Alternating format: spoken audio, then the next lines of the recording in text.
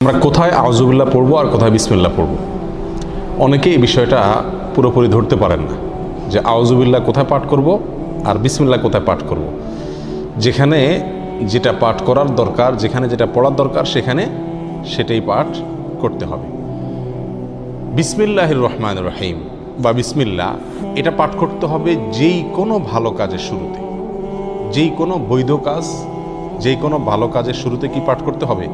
বিসমিল্লাহির রহমানির রহিম পাঠ করতে হবে।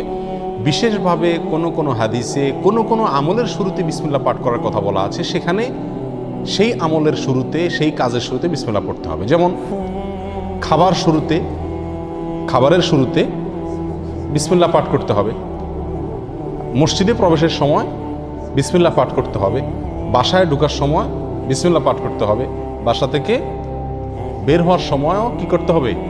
বিসমিল্লাহ পাঠ করতে হবে। এ হলো বিসমিল্লাহর বিষয়।